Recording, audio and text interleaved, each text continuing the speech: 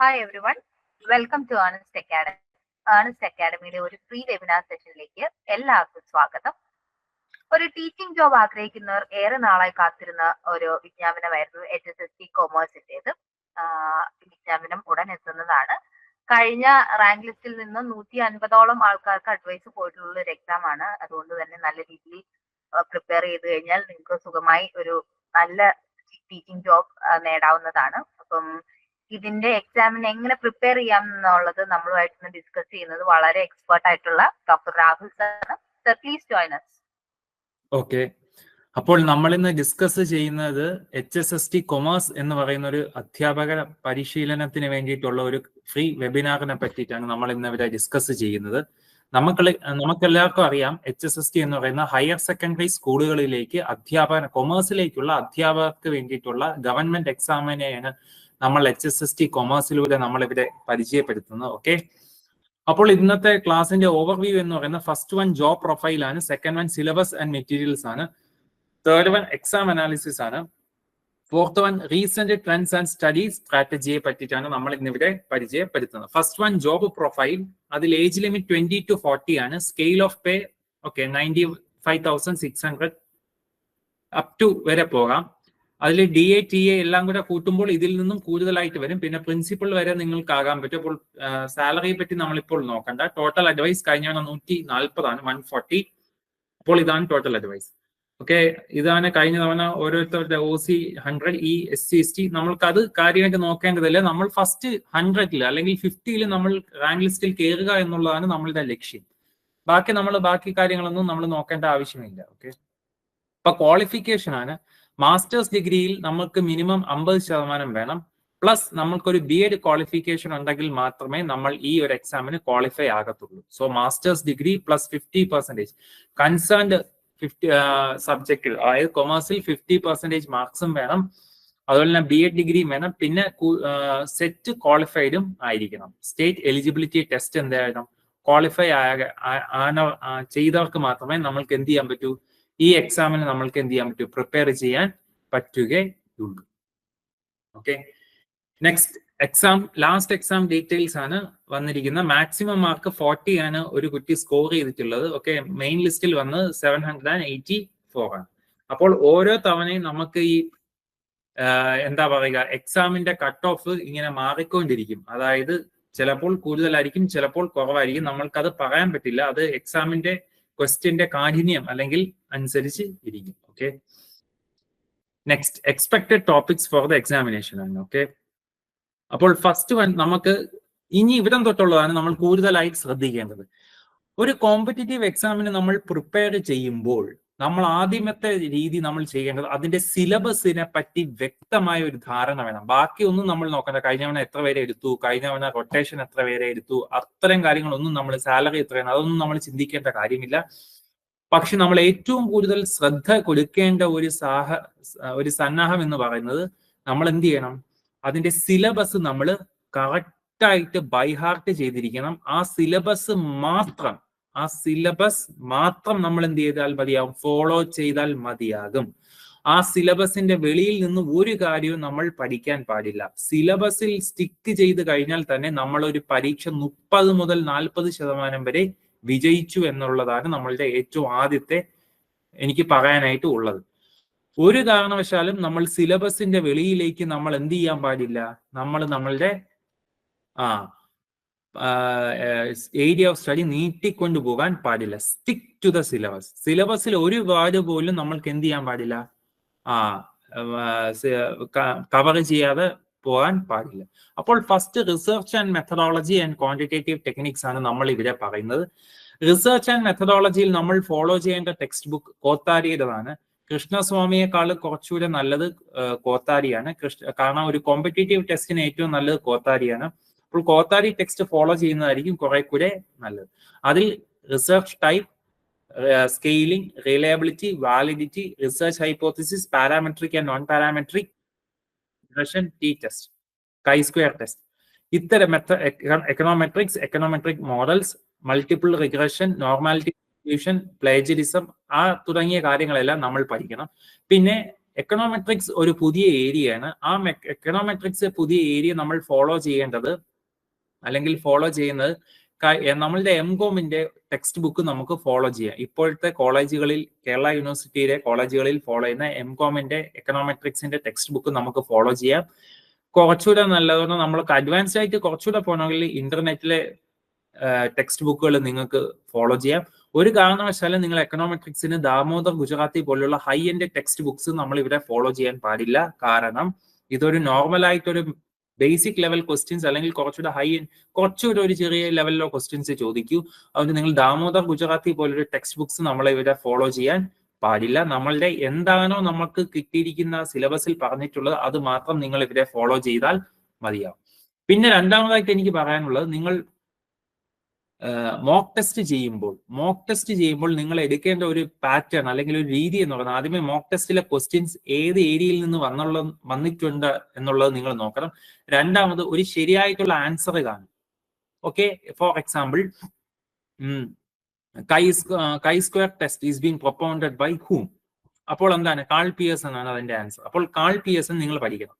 എന്നിട്ട് ബാക്കിയുള്ളതും കൂടെ കാണും. ബാക്കിയുള്ള options B F A Fisher, C Student T test Student, അല്ലെങ്കിൽ ഡി എന്താ പറയാ ഡി ദാമോദർ ഗുജറാത്തി. അപ്പോൾ എന്ത് ചെയ്യണം? ബി ഫിഷർ കൊണ്ടുവന്ന ടെസ്റ്റ് ഏതാണ്? ഫിഷർ കൊണ്ടുവന്നിരിക്കുന്ന ടെസ്റ്റ് എന്ന് വെച്ചാൽ എഫ് ടെസ്റ്റ് ആണ്. ഓക്കെ, അതുപോലെ തന്നെ സ്റ്റുഡന്റ് ടി ടെസ്റ്റ് കൊണ്ടുവന്നാരാണ്? ടി ടെസ്റ്റ് ആണ് കൊണ്ടുവന്നത്. അപ്പൊ സ്റ്റുഡന്റ് കൊണ്ടുവന്നാരാണ്? ടി ടെസ്റ്റ് ആണ്. അപ്പോൾ നമ്മൾ എന്ത് ചെയ്യണം? ഈ രീതിയിൽ മറ്റുള്ള ഓപ്ഷൻസും കൂടെ നമ്മൾ എന്ത് ചെയ്യണം? കറക്റ്റ് ആയിട്ട് കവർ ചെയ്യാനും കൂടെ നമ്മൾ എന്ത് ചെയ്യണം? പഠിക്കണം. കറക്റ്റ് ആയിട്ട് മറ്റുള്ള ഏരിയകളും കൂടെ നമ്മൾ എന്ത് ചെയ്യണം? കറക്റ്റ് ആയിട്ട് മറ്റുള്ള ഓപ്ഷൻസും കൂടെ നമ്മൾ എന്ത് ചെയ്യണം? കറക്റ്റ് ആയിട്ട് എന്ത് ചെയ്യണം? പഠിക്കണം. അങ്ങനെ ആകുമ്പോൾ ഒരു ക്വസ്റ്റ്യനിൽ നിന്ന് നമുക്ക് 4 ക്വസ്റ്റ്യൻസ് എന്ത് ചെയ്യും? തീർച്ചയായിട്ടും നമുക്ക് 4 ക്വസ്റ്റ്യൻസും കൂടെ നമുക്ക് എന്ത് ചെയ്യും? ആൻസർ ചെയ്യാൻ പറ്റും. ഒരു ക്വസ്റ്റ്യൻ നമ്മൾ ചെയ്യുമ്പോൾ ബാക്കിയുള്ള 4 ക്വസ്റ്റ്യൻസും കൂടെ നമുക്ക് എന്ത് ചെയ്യാം? കവർ ചെയ്യാൻ സാധിക്കും. ഇനി രണ്ടാമതായിട്ട് ഞാൻ പറയുന്ന വേറൊരു കാര്യം എന്ന് പറയുന്നത്, നിങ്ങൾ ഓരോ ദിവസവും നിങ്ങൾ റിവിഷൻ വളരെ അത്യാവശ്യമാണ്. റിവിഷൻ ഇല്ലെങ്കിൽ നമ്മൾ പഠിച്ച കാര്യങ്ങൾ വീണ്ടും വീണ്ടും മറന്നു പോകാനുള്ള സാധ്യത വളരെയേറെ കൂടുതലാണ്. ഓക്കെ, പഠിച്ച കാര്യങ്ങൾ മറന്നു പോകാനുള്ള സാധ്യത വളരെയേറെ നമുക്ക് കൂടുതലാണ്. ഇനി നിങ്ങൾ വേറൊരു കാര്യം കൊണ്ട് ശ്രദ്ധിക്കണം. നിങ്ങൾക്ക് ചോദിക്കുന്ന ചോദ്യങ്ങൾ പലപ്പോഴും ഡയറക്റ്റ് ആയി കൊള്ളണമെന്നില്ല. ഇപ്പൊ നെക്സ്റ്റ് നമുക്ക് ഇവിടെ parametric and non parametric test ആണ്. അപ്പോൾ പാരാമെട്രിക്കും നോൺ പാരാമെട്രിക് ടെസ്റ്റും വാട്ട് ഈസ് എന്നങ്ങനെയല്ല ചോദിക്കുന്നത്. കുറച്ചുകൂടി ഇൻഡയറക്റ്റ് ആയിട്ടുള്ള രീതിയിലായിരിക്കും നിങ്ങൾക്ക് പാരാമെട്രിക് ടെസ്റ്റും നോൺ പാരാമെട്രിക് ടെസ്റ്റ് തുടങ്ങിയ ചോദ്യങ്ങൾ നിങ്ങൾക്ക് വരാൻ പോകുന്നത്. അപ്പോൾ നിങ്ങൾ എന്ത് ചെയ്യണമെന്ന് പറഞ്ഞു കഴിഞ്ഞാൽ, ഫോർ എക്സാമ്പിൾ മീഡിയൻ ഏത് ടെസ്റ്റുകളിലായിരിക്കും ഉൾപ്പെടുത്തിയിരിക്കുന്നത്? Mean value median. Which of the test mean value will be the central tendency. അപ്പോൾ പാരാമെട്രിക് ടെസ്റ്റ്. അപ്പോൾ എന്ത് ചെയ്യണം? അതിന്റെ അകത്ത് കുറച്ചുകൂടെ എന്ത് ചെയ്യണം? നമ്മൾ ആഴത്തിൽ കുറച്ചുകൂടെ പഠിക്കണം. പകരം പഠിക്കുകയും വേണം. കുറച്ചുകൂടി ഇൻഡയറക്റ്റ് ആയിട്ടുള്ള ഒരു അപ്രോച്ച് എടുക്കണം. എന്ന് വെച്ച് കഴിഞ്ഞാൽ what is parametric test and non parametric test എന്നാൽ നിങ്ങൾ കാണാതെ പഠിക്കുകയല്ല വേണ്ടത്. പകരം നിങ്ങൾ എന്ത് ചെയ്യണം? അതൊരു സിസ്റ്റമാറ്റിക് ആയിട്ടൊരു രീതിയിൽ എന്ത് ചെയ്യണം? കൺസെപ്റ്റ് മനസ്സിലാക്കി നിങ്ങൾ പഠിക്കണം. For example parametric test population ആണ്. പോപ്പുലേഷനിൽ വരുന്ന മീൻ വാല്യൂ ആണ്. അപ്പോൾ പാരാമെട്രിക് ടെസ്റ്റ് ഇങ്ങനെ വേണം നിങ്ങൾ എന്ത് ചെയ്യേണ്ടത്? പഠിച്ച് പോകാനുള്ളത്. ഓക്കെ, റിഗ്രഷൻ എന്താണ്? കോറിലേഷൻ. റിഗ്രഷനിൽ നമ്മൾ എന്താണ്? ഒരു ഫോർമുലയുടെ രൂപത്തിലാണ് നമ്മൾ റിഗ്രഷൻ കണ്ടുപിടിക്കുന്നത്. അപ്പൊ ഫോർമുലയുടെ രൂപത്തിൽ ഏത് ടെസ്റ്റാണ് നമ്മൾ കണ്ടുപിടിക്കുന്നത്? Correlation, regression, T test, chi square test. തീർച്ചയായിട്ടും എന്താണ്? റിഗ്രഷൻ ആണ് ആൻസർ. കോറിലേഷനോ 2 വേരിയബിൾ തമ്മിലുള്ള റിലേഷൻ പഠിക്കുന്ന ഏത് ടെസ്റ്റ് ആണെന്ന് ചോദിക്കും. Which one of the tools are being used for identifying the relationship between 2 variables. അങ്ങനെ ചോദിക്കുക. എന്നിട്ട് എന്ത് ചെയ്യും? Dispersion, correlation, regression, T test. ഇങ്ങനെ 4 ഓപ്ഷൻ കാണാം. അപ്പോൾ നിങ്ങൾ എന്ത് ചെയ്യണം? കോറിലേഷൻ നോക്കണം. അപ്പോൾ ഇത്തരത്തിൽ നിങ്ങൾ എന്ത് ചെയ്യണം? കൺസെപ്റ്റ് മനസ്സിലാക്കി പഠിക്കേണ്ടത് വളരെ അത്യാവശ്യമാണ്. ഓക്കെ, ഇനി next one is the financial market and services and investment management. ഇതിൽ നിങ്ങൾ പഠിക്കേണ്ടത് capital market and money market, very very important. Depository system, CDSL, NSDL, very very important. Components of personal finance അല്ലെങ്കിൽ theories of behavioural finance, ways of overcoming biased financial modelling. Okay, അപ്പോൾ insider trading എന്താണ്? എത്തിക്കലാണോ അൺഎത്തിക്കലാണോ? അൺഎത്തിക്കലാണ്. Insider ട്രേഡിംഗിന്റെ പ്രശ്നം അൺഎത്തിക്കലാണ്. അതെന്താണ്? ഒരു company ആ കമ്പനിയുടെ share മാർക്കറ്റിലേക്ക് ഇൻവെസ്റ്റ് ചെയ്യുന്ന സമയത്ത് സ്വന്തം ബന്ധുക്കളെയും അവർക്ക് അറിയാവുന്ന ആൾക്കാരെയും എന്ത് ചെയ്യുന്നു? ഇൻഫോം ചെയ്യുന്നതിനാണ് ഇൻസൈഡർ ട്രേഡിംഗ് എന്ന് നമ്മൾ പറയുന്നത്. അപ്പോൾ അത് അൺഎത്തിക്കലാണ്. What is the difference between capital market and money market? Stock market exchanges, rationality, മറ്റേ ഓപ്ഷൻസ്, ഡെറിവേറ്റീവ്സ് എന്താണ്? ഡെറിവേറ്റീവ്സിൽ 4 ഉണ്ട്: ഫോർവേഡ്, ഫ്യൂച്ചേഴ്സ്, ഓപ്ഷൻസ്, സ്വാപ്പ്. അപ്പോൾ ഇതൊക്കെ എന്താണ്? അപ്പോൾ ഇത്തരത്തിലുള്ള ഫീ ബേസ്ഡ് കാര്യങ്ങൾ എന്താണ്? അതിൽ തന്നെ നമുക്ക് വരുന്ന കാര്യങ്ങൾ ഫാക്ടറിങ് വരുന്നുണ്ട്, ഏഞ്ചൽ ഇൻവെസ്റ്റർ വരുന്നുണ്ട്, ഏഞ്ചൽ ഇൻവെസ്റ്റർ വരുന്നുണ്ട്, അതുപോലെ തന്നെ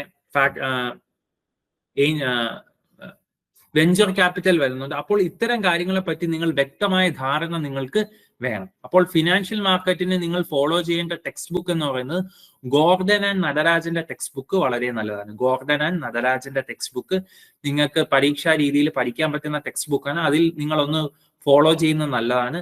പിന്നെ നിങ്ങൾ കുറച്ച് നോട്ട്സ്, ഓൺലൈൻ നോട്ട്സ് നിങ്ങൾ എന്ത് ചെയ്യുക, സെർച്ച് ചെയ്യുന്നതും വളരെ നല്ലതാണ്. പിന്നെ ഓൺലൈനിൽ സെർച്ച് ചെയ്യുമ്പോൾ ഞാൻ ഒരു കാര്യം പറയാം, നിങ്ങൾ 1-2 സെർച്ച് എൻജിൻസ് മാത്രമായിരിക്കും നിങ്ങൾ ഫോളോ ചെയ്യേണ്ടത്. അല്ല ഒരുപാട് ഇൻഫർമേഷൻസ് നിങ്ങൾ കളക്ട് ചെയ്തുകൊണ്ടിരിക്കരുത്.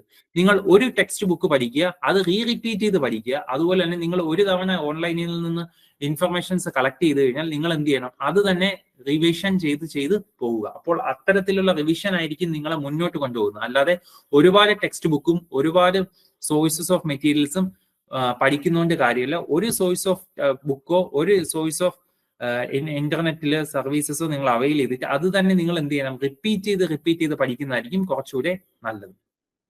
അതായത് പോർട്ട്ഫോളിയോ മാനേജ്മെന്റ് ആൻഡ് ഡെറിവേറ്റീവ്സ്. അതിൽ ഏറ്റവും പ്രത്യേകത വരേണ്ടത് CAPM ആണ്. CAPM നിന്ന് ഒരു ചെറിയ കണക്ക് ചോദിക്കാൻ ചാൻസ് ഉണ്ട്. ക്യാപിറ്റൽ അസറ്റ് പ്രൈസിംഗ് മോഡൽ കൊണ്ടുവന്നത് വില്യം എഫ് ഷാർഫാണ്. It explains the relationship between capital price line and securities, capital market line and securities market line. So Markowitz theory വരുന്നുണ്ട്, ഫ്രീ ഫാക്ടർ മോഡൽ വരുന്നുണ്ട്, ഫെമ വരുന്നുണ്ട്, Fama factor model, arbitrage വരുന്നുണ്ട്. Arbitrage എന്താണ്? ഒരു വില ഉള്ള മാർക്കറ്റിൽ നിന്ന് ഒരു സാധനം മേടിച്ചുകൊണ്ട് പോയി വില കുറഞ്ഞ മാർക്കറ്റിൽ നിന്ന് സാധനം വാങ്ങിച്ചുകൊണ്ട് പോയി ഒരു വില കൂടിയ മാർക്കറ്റിലേക്ക് നമ്മൾ വിൽക്കുന്നതിനാണ് ആർബിട്രേജ് എന്ന് പറയുന്നത്. അണ്ടർലൈങ് അസറ്റ് എന്ന് പറയുന്നത് ഇൻകം ഏതാണ്? ഡെറിവേറ്റീവ് ആണ്. Future options, pay of options, ഇതെല്ലാം എന്ത് ചെയ്യുന്നുണ്ട്? വരുന്നുണ്ട്. അപ്പോൾ ഇതിന് നിങ്ങൾക്ക് ഫോളോ ചെയ്യാവുന്ന എസ് കെവിൻ സാറിന്റെ ടെക്സ്റ്റ് ബുക്കാണ്. എസ് കെവിൻ സാറിന്റെ ടെക്സ്റ്റ് ബുക്ക് വളരെ നല്ലതാണ്. MCOMന് പഠിക്കുന്ന ടെക്സ്റ്റ് ബുക്കാണ്. അത് കൊള്ളാം, കുറച്ചുകൂടെ ബെറ്റർ കൺസെപ്റ്റ്സ് ആണ്. ഈ ഏരിയാസ് എല്ലാം അതിൽ കവർ ചെയ്യുന്നുണ്ട്. ക്യാപിറ്റൽ അസറ്റ് പ്രൈസിംഗ് മോഡലിൽ നിന്ന് ചോദ്യം തീർച്ചയായിട്ടും വരും. ഫെമ 3 ഫാക്ടർ മോഡലിൽ നിന്ന് ചോദ്യം വരും. മർക്കോവിറ്റ്സിൽ നിന്ന് വരും. Technical analysis, options, forward, futures, commodity exchanges, എല്ലാ തവണയും ഒരു ചോദ്യം അതിൽ നിന്ന് വരും. Derivatives is very very very important. അപ്പോൾ ഇത്തരം ഏരിയകൾ നിങ്ങൾ എന്ത് ചെയ്യണം, നല്ല രീതിയിൽ എന്ത് ചെയ്യണം, പഠിക്കേണ്ടതാണ്. Okay. Next one is income tax, goods and services tax. അപ്പോൾ കഴിഞ്ഞ കാലങ്ങളിൽ നിന്ന് ഗുഡ്സ് ആൻഡ് സർവീസസ് ടാക്സ് നമ്മൾക്ക് ഇല്ലായിരുന്നു. പക്ഷെ ഈ വർഷം തൊട്ട് നമ്മൾ ഗുഡ്സ് ആൻഡ് സർവീസസ് ടാക്സ് പരീക്ഷയിൽ ചോദിക്കും. വളരെ വളരെ ഇമ്പോർട്ടൻ്റ് ആണ്. Types of GST, rates of GST, IGST, SGST, CGST തുടങ്ങിയ കാര്യങ്ങളെല്ലാം ചോദിക്കും. അത് എന്തൊക്കെയാണെന്ന് ചോദിക്കും. പിന്നെ HSN നോമൻക്ലേച്ചർ ആണ്. അതെന്താ? GSTIN, goods and services network, supply of input tax credit. Input tax ക്രെഡിറ്റിനെ പറ്റി ചോദ്യം വരാനുള്ള സാധ്യത വളരെയേറെ കൂടുതലാണ്. അപ്പോൾ നിങ്ങൾ ചെയ്യേണ്ടത്, ഇത്തവണത്തെ നമ്മൾ എന്ത് ചെയ്യണം, BCOMന് പഠിക്കുന്ന ടെക്സ്റ്റ് ബുക്കിൽ GST എല്ലാം കവേർഡ് ആണ്. നിങ്ങൾക്ക് അത് BCOMലെ ഇപ്പോഴത്തെ കേരള യൂണിവേഴ്സിറ്റിയിലെ BCOM പഠിക്കുന്ന കുട്ടികളുടെ ആ ടെക്സ്റ്റ് വാങ്ങിച്ച് ആ ടെക്സ്റ്റ് തന്നെ നിങ്ങൾ ഫോളോ ചെയ്യാം. മെൽഹോത്രയുടെ ടെക്സ്റ്റ് നിങ്ങൾക്ക് ഫോളോ ചെയ്യുന്നതായിരിക്കും കുറച്ചുകൂടെ നല്ലത്. പിന്നെ ഇൻകം ടാക്സിന്റെ ഒരു പ്രത്യേകത എന്ന് പറഞ്ഞാൽ ഇതിൽ നിന്ന് നിങ്ങൾക്ക് ഡയറക്റ്റ് ക്വസ്റ്റ്യൻ ആയിരിക്കും. നല്ലോണം പഠിക്കുന്ന ഒരു കുട്ടിക്ക് ഇതിൽ നിന്ന് വരുന്ന എല്ലാ ചോദ്യങ്ങൾക്കും ആൻസർ ചെയ്യാൻ പറ്റും. കാരണം ടെക്സ്റ്റ് ബുക്കിലുള്ള ചോദ്യങ്ങൾ മാത്രമേ ഗുഡ്സ് ആൻഡ് സർവീസസ് ടാക്സിൽ നിന്ന് ഡയറക്റ്റ് ആയിട്ട് ചോദിക്കാൻ പറ്റും. ഇൻഡയറക്റ്റ് ആയിട്ട് ഒരു ചോദ്യങ്ങളും income tax and goods and services ടാക്സിൽ നിന്ന് വെളിയിൽ നിന്ന് ചോദിക്കാനുള്ള യാതൊരു സാധ്യതയും ഇല്ല. പിന്നെ നിങ്ങൾ റെസിഡൻഷ്യൽ സ്റ്റാറ്റസ് നോക്കണം. ഹൗസ് പ്രോപ്പർട്ടിയിൽ നിന്ന് ഒരു ചെറിയ കണക്ക് ചോദിക്കാൻ ചാൻസ് ഉണ്ട്. Block of assets very very important. Deemed ownership, exemptions to the profits and gains of business and profession, income from other sources, മൈനറിന്റെ income, clubbing of income, setting up of income, tax planning, tax evasion, income ടാക്സിന്റെ tax സ്ലാബുകൾ എത്രയൊക്കെയാണ്, standard deduction എത്രയാണ്, കോഓപ്പറേറ്റീവ്സിന്റെ income എങ്ങനെയാണ്, tax planning എന്താണ്, tax evasion എന്താണ്, tax avoidance എന്താണ്, ഇതിൽ അൺഎത്തിക്കൽ ഏതാണ്, ടാക്സ് ഇവേഷൻ അൺഎത്തിക്കലാണ്, ടാക്സ് അവോയ്ഡൻസ് ലീഗലാണ്, എത്തിക്കലാണ്, ടാക്സ് മാനേജ്മെന്റ് എന്താണ്, പ്രിക്കോഷൻസ് എന്തൊക്കെയാണ് നിങ്ങൾ എടുക്കണം. GST very very very important. ഏത് അമെന്റ്മെന്റ് പ്രകാരമാണ് GST വന്നത്, എന്നാണ് GST വന്നത്, എത്ര തരത്തിലുള്ള റേറ്റ് GSTയിലുണ്ട്, GST കൗൺസിൽ എന്താണ്, GST കൗൺസിലിന്റെ ഒബ്ജക്റ്റീവ്സ് എന്താണ്, ഇത്തരം കാര്യങ്ങൾ നിങ്ങൾ വ്യക്തമായി പഠിക്കേണ്ടതാണ്. ഇൻകം ടാക്സ് ഏറ്റവും നല്ലോണം സ്കോർ ചെയ്യുന്ന ഒരു കുട്ടിക്ക് റാങ്കിൽ വളരെയേറെ വ്യത്യാസങ്ങൾ ഉണ്ടാകാൻ സാധ്യതയുണ്ട്. കാരണം ഇൻകം ടാക്സ് ഡയറക്റ്റ് ആയിട്ട് മാത്രമേ ഈ ഏരിയയിൽ നിന്ന് നിങ്ങൾക്ക് ചോദിക്കാൻ പറ്റൂ. ഈ ഏരിയ നിങ്ങൾ ഫുൾ കവർ ചെയ്ത് കഴിഞ്ഞാൽ ഇൻകം ടാക്സിൽ 8 ചോദ്യങ്ങളോളം വരും. 8 ചോദ്യങ്ങൾക്ക് നിങ്ങൾക്ക് 8നും നിങ്ങൾക്ക് ഉത്തരം നൽകാനും പറ്റും. ബ്ലോക്ക് ഓഫ് അസറ്റ്സ് എന്താണ്. നെക്സ്റ്റ് മോഡ്യൂൾ 5 നമുക്ക് വരുന്ന advanced cost and management accounting ആണ്. അതിൽ advanced cost and management accounting നിങ്ങൾ ഫോളോ ചെയ്യേണ്ട ടെക്സ്റ്റ് ബുക്ക് ഒന്നെങ്കിൽ ശശി കെ ഗുപ്തയുടെ നിങ്ങൾക്ക് ഫോളോ ചെയ്യാം, അതായിരിക്കും കുറച്ചുകൂടെ നല്ലത്. അത് കഴിഞ്ഞതിന് ശേഷം നിങ്ങൾക്ക് ജെയിൻ എൻ നരങ്ങിന്റെ കുറച്ചുകൂടെ അഡ്വാൻസ്ഡ് ആണ്. അതിൽ നിന്നും കുറച്ചുകൂടെ നല്ലത് നിങ്ങൾ ശശി കെ ഗുപ്തയുടേത് പഠിക്കുന്നതായിരിക്കും. അപ്പോൾ ഇതിൽ മാർജിനൽ കോസ്റ്റിംഗ് എന്താണ്, അബ്സോർപ്ഷൻ കോസ്റ്റിംഗ് എന്താണ്, what is the difference between marginal cost and absorption costing, make or buy decisions നമ്മൾ കൊണ്ടുവരുന്നത് എന്താണ്, കീ ഫാക്ടർ അനാലിസിസ് എന്താണ്, തുടങ്ങിയ കാര്യങ്ങളെല്ലാം നിങ്ങൾ എന്ത് ചെയ്യണം, വളരെ വളരെ പഠിക്കണം. ബ്രേക്ക് ഈവൻ പോയിന്റ് എന്താണ്, marginal costing break even point എന്താണ്, സ്റ്റാൻഡേർഡ് കോസ്റ്റ് എന്താണ്, തുടങ്ങിയ കാര്യങ്ങൾ നിങ്ങൾ എന്ത് ചെയ്യണം, കാര്യമായി പഠിക്കേണ്ടതാണ്. Okay. Next one work in progress ആണ്. Uniform costing, transfer pricing, cost plus pricing, PV റേഷ്യോയുടെ ഫോർമുലാസ് എന്തൊക്കെയാണ്, ബ്രേക്ക് ഈവൻ പോയിന്റ് എന്താണ്, skimming price policy and penetration strategy, very very very important. Pricing strategies എല്ലാം നോക്കിക്കൊണ്ട് മാത്രമേ പോകാവൂ. എല്ലാ പരീക്ഷകളിൽ, കൊമേഴ്സിന്റെ പരീക്ഷകളിൽ നിന്നും പ്രൈസിംഗ് സ്ട്രാറ്റജിയിൽ നിന്ന് 1-2 ക്വസ്റ്റ്യൻസ് വരാനുള്ള സാധ്യത വളരെയേറെ കൂടുതലാണ്. സ്കിമ്മിംഗ് പ്രൈസ് എന്താണ്, പെനട്രേഷൻ പ്രൈസ് എന്താണെന്നുള്ള കാര്യങ്ങളെ പറ്റി വ്യക്തമായ ധാരണ വേണം. Customer relationship management, driver cost budgeting, enterprise resource planning, JIT, just in time inventory, total production management, increasing profitability, project life cycle, ഇത്തരം കാര്യങ്ങളാണ് ഇതിൽ വരുന്നത്. നിങ്ങൾക്ക് കറക്റ്റ് ആയിട്ട് PV റേഷ്യോയുടെ പല തരത്തിലുള്ള ഫോർമുലാസ് ഉണ്ട്. ആ ഫോർമുലാസ് എല്ലാം നിങ്ങൾ തറവായിട്ട് വെക്കുക. ബ്രേക്ക് ഇവന്റെ തറവായിട്ട് വെക്കുക. പിന്നെ അതുപോലെ തന്നെ ആക്ടിവിറ്റി ബേസ്ഡ് കോസ്റ്റിംഗ് എന്താണ്, ടോട്ടൽ ക്വാളിറ്റി മാനേജ്മെന്റ് എന്താണ്, ടോട്ടൽ പ്രൊഡക്ടിവിറ്റി മാനേജ്മെന്റ് എന്താണ്, പേരന്റോ അനാലിസിസ് എന്താണ്, പേരന്റോ അനാലിസിസ് 80:20 ആണ്, തുടങ്ങിയ കാര്യങ്ങൾ നിങ്ങൾ കാര്യമായിട്ട് നിങ്ങൾ പഠിച്ചു വെക്കേണ്ടതാണ്. ഓക്കെ. അപ്പോൾ ഇതിന് നിങ്ങൾക്ക് ഫോളോ ചെയ്യാവുന്ന ടെക്സ്റ്റ് ബുക്ക് ശശി കെ ഗുപ്തയുടെ ടെക്സ്റ്റ് ബുക്ക് നല്ല രീതിയിൽ ഫോളോ ചെയ്യാം. കുറച്ചുകൂടെ അഡ്വാൻസ് ആയിട്ട് പോകണമെങ്കിൽ നിങ്ങൾക്ക് എന്ത് ചെയ്യണം, ICAയുടെ നോട്ട്സ് വളരെ നല്ലതാണ്. ICA institute of chartered accounts of ഇന്ത്യയുടെ ഓൺലൈനിൽ നിങ്ങൾക്ക് അതിന്റെ സൈറ്റിൽ പോയാൽ അതിന്റെ നോട്ട്സ് നിങ്ങൾക്ക് കിട്ടും. നല്ല വ്യക്തമായി എല്ലാ ഫോർമുലാസ് എഴുതിയ നോട്ട്സ് തന്നെ ആയിരിക്കും നിങ്ങൾക്ക് കിട്ടുന്നത്. കുറച്ചുകൂടെ എളുപ്പമായിരിക്കും അത്തരത്തിലുള്ള നോട്ട്സ് നിങ്ങൾ പഠിച്ചു കഴിഞ്ഞാൽ. കാരണം അവനും എക്സാം പോയിന്റ് ഓഫ് വ്യൂവിൽ തന്നെയാണ് നോട്ട്സ് പ്രിപ്പയർ ചെയ്യുന്നത്. സോ നിങ്ങൾക്ക് അത് നല്ല രീതിയിൽ ഉപയോഗം ഉണ്ടായിരിക്കും. Next one is A corporate financial accounting and reporting. ഇതിന് നിങ്ങൾക്ക് ഉപയോഗിക്കാനുള്ള ടെക്സ്റ്റ് ഹനീഫ ആൻഡ് മുഖർജി ആണ്. ഇതിൽ നിങ്ങൾക്ക് ഏറ്റവും കൂടുതൽ ശ്രദ്ധിക്കേണ്ടത് ഹോൾഡിംഗ് കമ്പനിയെ പറ്റിയിട്ടാണ്. Holding company and types of amalgamation, calculation in the nature of merger and calculation in the nature of amalgamation. Okay. പർച്ചേസും അമാൽഗമേഷൻ, ഈ 2 കാര്യങ്ങളെ പറ്റി നിങ്ങൾക്ക് വ്യക്തമായ ധാരണ വേണം. ഡെഫിഷ്യൻസി സർപ്ലസ് അക്കൗണ്ട് പ്രിപ്പറേഷൻ, അത് എപ്പോഴാണ് വരുന്നതെന്ന് നിങ്ങൾ ചിന്തിക്കണം. പിന്നീട് കോർപ്പറേറ്റ് ഫൈനാൻഷ്യൽ അക്കൗണ്ടിങ്ങിൽ വരുന്നത് അക്കൗണ്ടിങ് സ്റ്റാൻഡേർഡ്സിനെ പറ്റി വ്യക്തമായി ധാരണ വേണം. അക്കൗണ്ടിങ് പ്രിൻസിപ്പിൾസിനെ പറ്റി വ്യക്തമായി ധാരണ വേണം. ഹോൾഡിംഗ് കമ്പനി എന്താണ് പറ്റിയിട്ടൊരു ധാരണ വേണം. പിന്നെ നിങ്ങൾക്ക് ഡെഫിഷ്യൻസി സർപ്ലസ് അക്കൗണ്ട്, പിന്നെ ബാങ്ക്രപ്സി കോഡ് തീർച്ചയായിട്ടും ചോദിക്കും. കഴിഞ്ഞ തവണ ലെക്ചറർ പരീക്ഷയ്ക്ക് ഇൻസോൾവൻസി ആൻഡ് ബാങ്ക്രപ്സി കോഡ് ചോദിച്ചതാണ്. അപ്പോൾ തീർച്ചയായിട്ടും ഇത്തവണയും ചോദിക്കാനുള്ള ചാൻസ് ഉണ്ട്. Social responsibility accounting, environmental accounting, human resource accounting, investment accounting, proactive accounting, inflation accounting, different types of അക്കൗണ്ടിങ്ങിനെ പറ്റി മിനിമം 2 ചോദ്യങ്ങൾ ചോദിക്കും. തീർച്ചയായിട്ടും അത് പഠിക്കണം. അതിനെപ്പറ്റി വ്യക്തമായ ധാരണ വേണം. വോയേജ് അക്കൗണ്ട്സിനെ പറ്റിയിട്ട് നിങ്ങൾ എന്ത് ചെയ്യണം, കറക്റ്റ് ആയിട്ട് നിങ്ങളൊന്ന് നോക്കണം. ഇലക്ട്രിസിറ്റി കൺസേൺസിനെ പറ്റിയിട്ട് നിങ്ങൾ പ്രോബ്ലംസ് കൂടുതലായിട്ട് ക്യാപിറ്റൽ റെസിപ്റ്റ് എന്താണ്, ക്യാപിറ്റൽ സർപ്ലസ് എന്താണ്, അത്തരം കാര്യങ്ങൾ മാത്രം നോക്കിയാൽ മതി. നിങ്ങൾ ഇതിന് അക്കൗണ്ടൻസി പഠിക്കുമ്പോൾ നിങ്ങൾ ശ്രദ്ധിക്കേണ്ട ഒരു കാര്യം, നിങ്ങൾ വലിയ വലിയ പ്രോബ്ലംസ് ചെയ്ത് പഠിക്കരുത്. കാരണം നമ്മളുടെ പരീക്ഷ ഒരു ചോദ്യത്തിന് 1-2 മിനിറ്റ് നമുക്ക് കിട്ടത്തുള്ളൂ.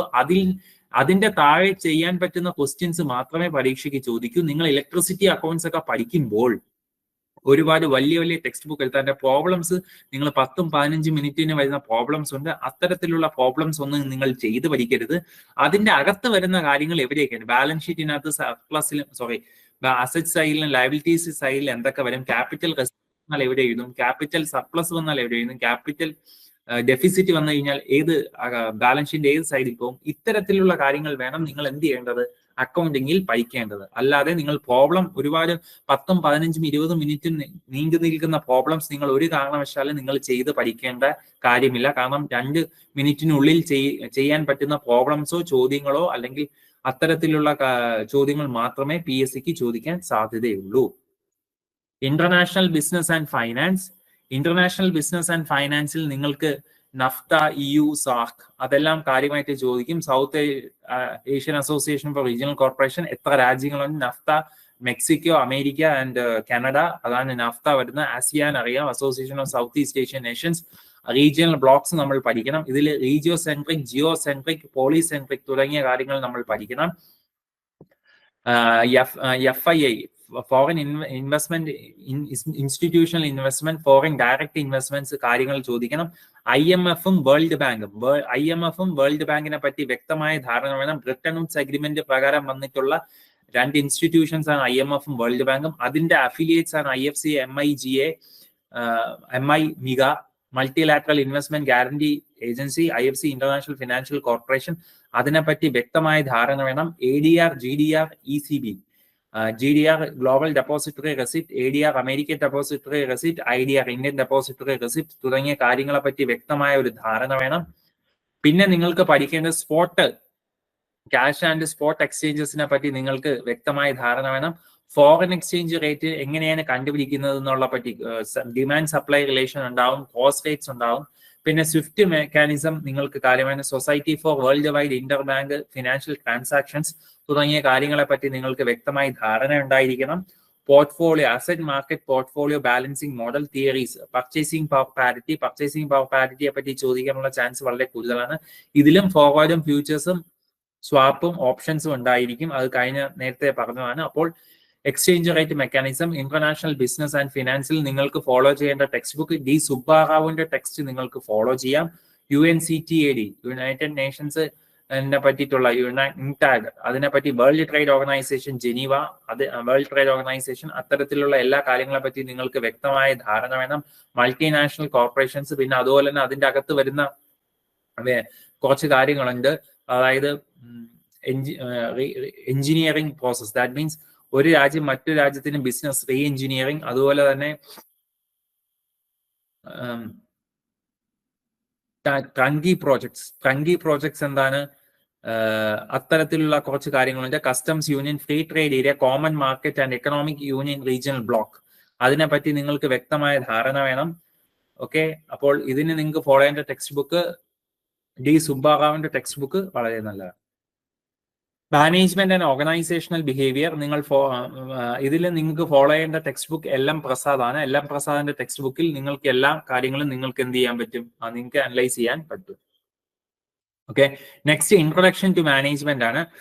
ഇതിൽ നിങ്ങൾ ഏറ്റവും കൂടുതൽ നോക്കേണ്ടത് principles of management, theories of leadership, quality circles, HRM ആയിട്ട് നിൽക്കട്ടെ, ക്വാളിറ്റി സർക്കിൾസ് തുടങ്ങിയ കാര്യങ്ങളാണ്. പിന്നെ മാനേജ്മെന്റ് തിയറീസ്, അതിൽ മോട്ടിവേഷണൽ തിയറീസ് വരും. ERG motivation, Maslow's motivation, Vroom's expectancy model. Quality circle എന്നാണ്. ക്വാളിറ്റി സർക്കിൾ എന്ന് വെച്ചാൽ കഴിഞ്ഞാൽ ഒരു ക്വാളിറ്റി ചെക്ക് ചെയ്യാൻ വേണ്ടിയിട്ട് 6 പേര് അടങ്ങുന്ന ഒരു സംഘത്തിനെയാണ് നമ്മൾ ക്വാളിറ്റി സർക്കിൾ എന്ന് പറയുന്നത്. TQM, total quality management, six sigma, kaizen, benchmarking, core competence, ഇതിനെ പറ്റിയിട്ട് നിങ്ങൾക്ക് വ്യക്തമായ ധാരണ വേണം. CPM പട്ട് ഇതിൽ എഴുതിയിട്ടില്ല, പക്ഷെ അതും കൂടെ നിങ്ങൾ നോക്കണം. LM പ്രസാദിന്റെ ടെക്സ്റ്റ് ബുക്കാണ് നിങ്ങൾ ഇതിൽ ഫോളോ ചെയ്യേണ്ടത്. പിന്നെ HRM-ൽ ജോബ് അനാലിസിസ്, റിക്രൂട്ട്മെന്റ്, പോസിറ്റീവ് ഏതാണ്, നെഗറ്റീവ് ഏതാണ്, positive recruitment, negative selection, influence of building quality work life group, basics of voices of group behavior, life dynamics, total quality management, ഇതിനെല്ലാം നിങ്ങൾ ഫോളോ ചെയ്യേണ്ട ടാറ്റ മക്ഗ്രോ-ഹില്ലിന്റെ ടെക്സ്റ്റ് ബുക്ക് D. സുബ്ബാറാവിന്റെ ടാറ്റ മക്ഗ്രോ-ഹില്ലിന്റെ HRM നിങ്ങൾക്ക് follow ചെയ്യാം. ഈ സിലബസ് എല്ലാം അതിനകത്ത് കവർ ചെയ്യുന്നതാണ്. അപ്പോൾ ഇത്തരത്തിലുള്ള എല്ലാ കാര്യങ്ങളും നിങ്ങൾ എന്ത് ചെയ്യണം, പഠിച്ചു വെക്കണം. ക്വാളിറ്റി ഓഫ് വർക്ക് ലൈഫ് നിങ്ങൾക്ക് പഠിച്ചു വെക്കണം. പിന്നെ കുറച്ചുകൂടെ ഈസി ആയിട്ടൊരു ഏരിയയാണ്, നമ്മൾക്ക് ഇവിടെ സ്കോർ ചെയ്യാൻ കുറച്ചുകൂടെ ഈസിയാണ്. അപ്പോൾ പക്ഷെ എന്നാലും കുറച്ച് തിരിച്ചും മറിച്ച് നമുക്ക് ചോദിക്കാനുള്ള ചാൻസ് ഉണ്ട്. അതുകൊണ്ട് നിങ്ങൾ പേടിക്കേണ്ട. നിങ്ങൾക്ക് കൺസെപ്റ്റ് ക്ലിയർ ആണെങ്കിൽ മാനേജ്മെന്റ് ആൻഡ് ഓർഗനൈസേഷണൽ ബിഹേവിയർ വളരെ എളുപ്പമാണ്. പിന്നെ corporate governance and business ethics, CSR, ഏത് തരത്തിലുള്ള CSRകളുണ്ട്, പിന്നെ CSRന്റെ റിഫോംസ് എന്താണ്, പ്രിൻസിപ്പിൾസ് ഓഫ് കോർപ്പറേറ്റ് ഗവേണൻസ് നിങ്ങൾ പഠിക്കേണ്ടതാണ്, legal framework, areas of CSR, audit committee, composition of power and responsibilities, statutory bodies. അപ്പോൾ CSRനെ പറ്റി നിങ്ങൾക്ക് എന്ത് ചെയ്യണം, വ്യക്തമായ ധാരണ വേണം. CSRനെ പറ്റി നിങ്ങൾക്ക് ഒരു ടാറ്റ മക്ഗ്രോ-ഹില്ലിന്റെ ഒരു ടെക്സ്റ്റ് ഉണ്ട്. അല്ലെങ്കിൽ നിങ്ങൾ CSRനെ പറ്റി നിങ്ങൾ എന്ത് ചെയ്യണം, ഓൺലൈനിൽ നിങ്ങൾക്ക് ചെക്ക് ചെയ്യാം. അതുപോലെ തന്നെ ഡിഗ്രി ബേസ്ഡ് ആയിട്ടുള്ള കേരള യൂണിവേഴ്സിറ്റിയുടെ ഏരിയയിലും CSRനെ പറ്റി വ്യക്തമായി കൊടുത്തിട്ടുണ്ട്. അത് നിങ്ങൾക്ക് ആദ്യമേ പഠിച്ചു തുടങ്ങണം. കമ്പനീസ് ആക്ട് 2030 പറ്റി വ്യക്തമായ ധാരണ വേണം. 1% കമ്പനി എന്താണെന്നുള്ളതിനെ പറ്റി അറിഞ്ഞിരിക്കണം. ഏതൊക്കെ ഏരിയാസ് ആണ്, അമേരിക്കൻ മോഡൽ CSR ഉണ്ട്. അപ്പോൾ അത്തരത്തിലുള്ള CSR മോഡൽസിനെ പറ്റി നിങ്ങൾ എന്ത് ചെയ്യണം, നല്ല രീതിയിൽ പഠിക്കേണ്ടതുണ്ട്. ഓക്കെ, അപ്പോൾ ബിസിനസ് എത്തിക്സും നിങ്ങൾക്ക് വളരെ, നോർമാൻ എത്തിക്സ് എന്താണ്, അത്തരത്തിലുള്ള കാര്യങ്ങളെ പറ്റി നിങ്ങൾക്ക് എന്ത് ചെയ്യണം, ഇതിൽ പഠിക്കണം. പിന്നെ next one is financial management. Financial management നിങ്ങൾക്ക് ശശി കെ ഗുപ്തയുടെ ടെക്സ്റ്റ് ഫോളോ ചെയ്യാം, അതായിരിക്കും കുറച്ചുകൂടെ നല്ലത്. ഇതിൽ EBIT, EPS, capital structure theories, MM approach, arbitrage വരുന്ന ഏത് അപ്രോച്ചിലാണ് തുടങ്ങിയ കാര്യങ്ങളെല്ലാം നിങ്ങൾ പഠിക്കണം. Optimum capital leverage, financial leverage, operating leverage, combined leverage, ഇതിന്റെ മൂന്നിന്റെ ഫോർമുലാസ് നിങ്ങൾ പഠിക്കണം, ബൈഹാർട്ട് ചെയ്യണം. Walter model, Gordon model and MM approach. MM അപ്രോച്ചിലാണ് ആർബിട്രേജ് വരുന്നത്, അതിനെപ്പറ്റി നിങ്ങൾ പഠിക്കണം. ക്യാഷ് മാനേജ്മെന്റ്, ലിക്വിഡിറ്റി, പ്രോഫിറ്റബിലിറ്റി, അതിനെപ്പറ്റി നിങ്ങൾ, പിന്നെ ഏതാണ് ഏറ്റവും ബെസ്റ്റ് പേ ബാക്ക് പീരീഡിൽ നിങ്ങൾക്ക് ടൈം വാല്യൂ നമുക്ക് നോക്കുന്നില്ല. ഡിസ്കൗണ്ടഡ് പേ ബാക്കിൽ ടൈം വാല്യൂ നോക്കുന്നുണ്ട്, IRR റേറ്റിലും ടൈം വാല്യൂ നോക്കുന്നുണ്ട്, NPVയിൽ നമ്മൾ ടൈം വാല്യൂ നോക്കുന്നില്ല. പ്രോഫിറ്റബിലിറ്റി ഇൻഡെക്സ് എന്താണ്, methods of assessing risk, decision tree analysis, scenario analysis, sensitive analysis, release financing, ratio of assessing liquidity തുടങ്ങിയ കാര്യങ്ങളെ പറ്റി നിങ്ങൾ വ്യക്തമായി പഠിക്കേണ്ടതുണ്ട്. ഓക്കെ, ഇതിന് ഏറ്റവും പറ്റിയ ടെക്സ്റ്റ് ബുക്ക് എന്ന് പറയുന്നത് ശശി കെ ഗുപ്തയുടെ ടെക്സ്റ്റ് ബുക്ക് വളരെ നല്ലതാണ്. Optimum capital structure. നിങ്ങൾ ഇതിന്റെ ബേസ് പഠിക്കണമെങ്കിൽ ഡിഗ്രിയുടെ ടെക്സ്റ്റിൽ നിന്ന് ചെറിയ ടെക്സ്റ്റ് ഉണ്ട്, ഡിഗ്രിയുടെ ഇപ്പോഴത്തെ BCom കുട്ടികൾ പഠിക്കുന്ന, അത് നിങ്ങൾക്ക് ഫോളോ ചെയ്യാം. ഫോളോ ചെയ്തിട്ട് കുറച്ചുകൂടെ ശശി കെ ഗുപ്തയുടെ ടെക്സ്റ്റും കൂടെ ഫോളോ ചെയ്യുന്ന വളരെ നല്ലതായിരിക്കും. കോസ്റ്റ് ഓഫ് ക്യാപിറ്റൽ എന്താണ്, മിനിമം റേറ്റ് ഓഫ് റിട്ടേൺ ആണ്, ഇൻവെസ്റ്റഡ് ബൈ ആൻ ഇൻവെസ്റ്റർ അല്ല expected by an investor. So ഇത്തരം കാര്യങ്ങൾ നിങ്ങൾ എന്ത് ചെയ്യണം, കാര്യമായി നിങ്ങൾ പഠിക്കേണ്ടതാണ്. പിന്നെ ടീച്ചിങ് ആപ്റ്റിറ്റ്യൂഡിൽ നിങ്ങൾ നെറ്റിന് ടീച്ചിങ് ആപ്റ്റിറ്റ്യൂഡ് ഉണ്ട്. അപ്പോൾ അത് നിങ്ങൾ എന്ത് ചെയ്യണം, കുറച്ച് കാര്യമായി ഒന്ന് വർക്ക്ഔട്ട് ചെയ്യണം. കഴിഞ്ഞ ഒരു 10 വർഷത്തെ ട്രൂമാന്റെ ടെക്സ്റ്റിലൊക്കെ ഉണ്ട്, ട്രൂമാൻ ഉണ്ട്, ഉപ്കാർ ഉണ്ട്, പിന്നെ അതുപോലെ തന്നെ ട്രൂമാൻ, ഉപ്കാർ, അരിഹന്ത്, ഇത്തരം ടെക്സ്റ്റിലുള്ള ടീച്ചിങ് ആപ്റ്റിറ്റ്യൂഡ് നിങ്ങൾ ജസ്റ്റ് ഒന്ന് സോൾവ് ചെയ്യുന്നത് വളരെ നല്ലതായിരിക്കും. അതിൽ നിന്ന് നിങ്ങൾക്ക് എന്ത് ചെയ്യണം, നിങ്ങൾ BEഡിനും പോയിട്ടുണ്ട്. അപ്പോൾ BEഡിന് പോയിട്ടുള്ളവരായിരിക്കും മിക്കുള്ളവരും. അപ്പോൾ BEഡ് എന്ത് ചെയ്യണം, BEഡിന്റെ നോട്ട്സ് നിങ്ങളൊന്ന് വായിക്കുന്നത് നല്ലതായിരിക്കും. റിസർച്ച് ആപ്റ്റിറ്റ്യൂഡിന് കോത്താരിയുടെ ടെക്സ്റ്റ് ബുക്ക് നിങ്ങൾ നല്ല രീതിയിൽ പഠിക്കുക. പേപ്പർ 1ന്റെ നെറ്റിന്റെ പേപ്പർ 1ന്റെ റിസർച്ച് ആപ്റ്റിറ്റ്യൂഡ് നോക്കുന്നതും വളരെ നല്ലതായിരിക്കും. ഇതിൽ paper, article, workshop, seminar, conference and symposium കാര്യമായി നിങ്ങൾ എന്ത് ചെയ്യണം, നോക്കേണ്ടതാണ്. ഇന്ത്യൻ കോൺസ്റ്റിറ്റ്യൂഷനിൽ നിന്ന് 2-3 ക്വസ്റ്റ്യൻസ് ഒക്കെ വരത്തുള്ളൂ. മെയിൻ ആയിട്ട് directive principles, fundamental policies, emergency, ഏതൊക്കെ രാജ്യത്തിന്റെ ഭരണഘടനയിൽ നിന്നാണ് നമ്മൾ എമർജൻസി, ജുഡീഷ്യറി കാര്യങ്ങൾ എടുത്തതിനെ പറ്റി വ്യക്തമായ ധാരണ വേണം. ഇപ്പോഴത്തെ ഫുഡ് സെക്യൂരിറ്റീസ് ആക്ട്, അത്തരത്തിലുള്ള ആക്ടുകളെ പറ്റി കുറച്ച് കാര്യമായി നിങ്ങൾ പഠിക്കണം. റൈറ്റ് ടു എഡ്യൂക്കേഷൻ നിങ്ങൾ നോക്കണം. ഫണ്ടമെന്റൽ റൈറ്റ്സിനെ പറ്റി നിങ്ങൾ വ്യക്തമായ ധാരണ വേണം. സെന്റർ സ്റ്റേറ്റ് റിലേഷൻഷിപ്പ് തുടങ്ങിയിരിക്കുന്ന സർക്കാരിയ കമ്മീഷനിൽ നിന്നാണ്, അത്തരത്തിലുള്ള കാര്യങ്ങളെ പറ്റി നിങ്ങൾക്ക് വേണം. UPSC, PSC എമർജൻസിയുടെ പ്രൊവിഷൻസ് ഏതൊക്കെയാണെന്ന് GST ചോദിക്കാൻ ചാൻസ് ഉണ്ട്. GSTയുടെ അമെന്റ്മെന്റും കാര്യങ്ങളെ പറ്റിയിട്ടും ചോദിക്കാൻ ചാൻസ്. പിന്നെയുള്ള റിനൈൻസൻസ് ആണ്. റിനൈൻസൻസിനെ പറ്റിയിട്ട് സോഷ്യോ റീജിയണൽ റിഫോംസ്, ഇതിന് നിങ്ങൾക്ക് ടാൻഡത്തിന്റെയോ ടാലന്റിന്റെയോ ഒരു ചെറിയ ടെക്സ്റ്റ് ബുക്ക് ഉണ്ട്, സെക്രട്ടേറിയറ്റ് അസിസ്റ്റന്റിനെ പറ്റിയിട്ടുള്ള, അത് നിങ്ങൾക്ക് റെഫർ ചെയ്യുന്ന കുറച്ച് നല്ലതായിരിക്കും. നിങ്ങൾ ഒരു കാര്യം ശ്രദ്ധിക്കുക, ഇതൊക്കെ ആഴത്തിൽ പഠിക്കാൻ പാടില്ല, കാരണം ഇതൊക്കെ വാസ്റ്റ് സിലബസ് ആണ്. അപ്പോൾ നിങ്ങൾ കൂടുതലും നല്ലത് നിങ്ങൾ സബ്ജക്റ്റിൽ സ്കോർ ചെയ്യുന്നതായിരിക്കും കുറച്ചുകൂടെ നല്ലത്. പിന്നെ ഇതിനെ പറ്റി ബേസ് ചെയ്ത് നല്ല രീതിയിൽ എക്സ്പെർട്ടൈസ് ഉള്ള വ്യക്തികളാണെങ്കിൽ, വേറെ എക്സാംസ് ഒക്കെ എഴുതി നിങ്ങൾക്ക് എക്സ്പെർട്ടൈസ് ഉണ്ടെങ്കിൽ ഈ ഏരിയാസും നിങ്ങൾക്ക് കുറച്ചുകൂടി ഈസി ആയിരിക്കും. പക്ഷെ നിങ്ങൾ കൂടുതൽ ടൈം സ്പെൻഡ് ചെയ്യേണ്ടത് നിങ്ങളെ സബ്ജക്റ്റിനെ പറ്റിയിട്ടാണ്. അത് കഴിഞ്ഞതിന് ശേഷം ഒരു 50% ടൈം മാത്രം, കാരണം ഇത് എവിടെ നിന്ന് വേണമെങ്കിലും എങ്ങനെ വേണമെങ്കിലും ചോദിക്കാം. നമ്മളെ ഭാഗ്യം ഉണ്ടെങ്കിലായിരിക്കും എപ്പോഴും ജനറൽ നോളജ് നിങ്ങൾക്ക് അറിയാലോ, നമ്മളെ ഭാഗ്യവും കൂടെ ഇരിക്കും. കാരണം ഇതിൽ നിന്നൊക്കെ ഒരു ക്വസ്റ്റ്യൻ ഒക്കെ ആയിരിക്കും വരുന്നത്. അപ്പോൾ കാരണം 70 ചോദ്യങ്ങളും സബ്ജക്റ്റിൽ നിന്നാണ്, ബാക്കി 30 ക്വസ്റ്റ്യൻസ് ആണ് ഈ കറണ്ട് അഫയേഴ്സ് മറ്റുള്ള ചോദ്യങ്ങളിൽ മറ്റുള്ള പോർഷൻസിൽ നിന്ന് വരുന്നത്. അപ്പോൾ അത് നിങ്ങൾ കൂടുതലായിട്ട് പഠിക്കുന്നതിനേക്കാൾ കുറച്ചുകൂടെ നല്ലത് പേപ്പർ നമ്മളെ സബ്ജക്ട് നോളജ് കൂട്ടുന്നതായിരിക്കും. Role of presence, Swadeshabhimani, Vivekodayam, Yukthivadi തുടങ്ങിയ കാര്യങ്ങൾ, women and change, leaders of renaissance, literary figures. Okay, ഇത്തരം കാര്യങ്ങൾ നിങ്ങൾ എന്ത് ചെയ്യണം, കാര്യമായി നോക്കേണ്ടതാണ്.